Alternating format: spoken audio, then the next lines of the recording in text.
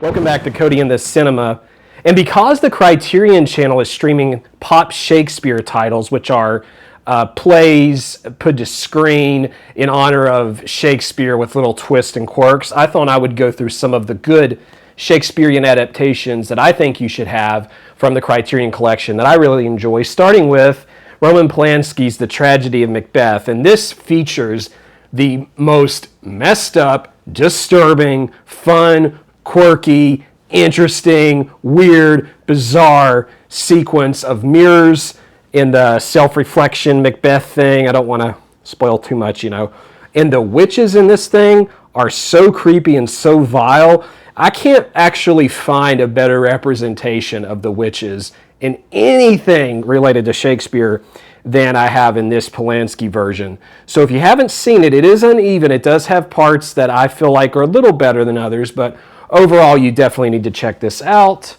The second and probably the most famous of these that many of you, if you're older, maybe an English teacher has shown you at some point, mine certainly did. This is the Romeo and Juliet Franco Zeffirelli version. And this was so good because the Romeo and Juliet actor and actress are young, and they embody what it means to be that age and have that spirit and have that carelessness that the characters show. And moreover, of all the Mercutios I've ever seen in stage, whatever, this one's the funniest, the most interesting, and in some ways the darkest. So if you like Mercutio, you definitely have to see this one. I know a lot of people will gravitate toward that Leonardo DiCaprio version, which is in the Pop Shakespeare lineup. But this, for me, is the definitive version of the play. Next up is one of my favorite Technicolor movies, and certainly my favorite Laurence Olivier, and my favorite Shakespearean play for that matter, Richard III. And there is an introduction in here from Martin Scorsese, of course, because what hasn't he introduced? And Olivier directed in this, he acted in this. I mean, he totally sold out to the role of, is sold out the right way of saying that? He went straight evil. He really embodied the evil Richard in this. And it's just plain enjoyable to watch him in this picture be that character.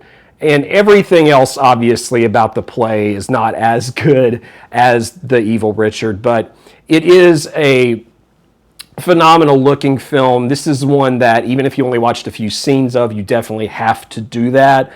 If I were going to show, a group of, let's say, film students, one great Shakespearean scene from film, it would be his opening speech in this one.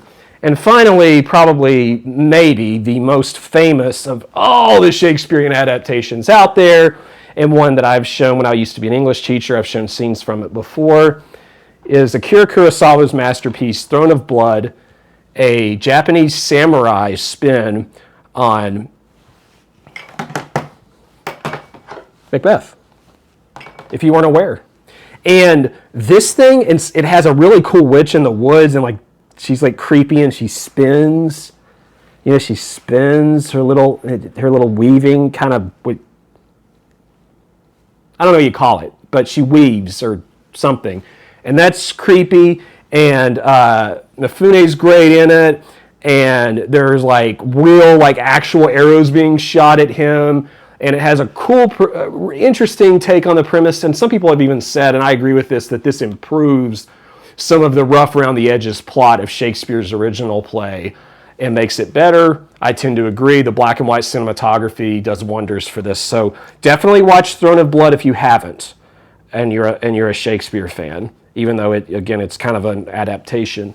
Those are four that I really gravitate toward from the collection. There are others, and there are other great film adaptations of Shakespeare out there. What are some of your favorites? Maybe something I haven't heard of before from the collection, the Criterion Collection, or maybe not from the collection. Let me know in the comments below, and we'll see you next time on Cody in the Cinema.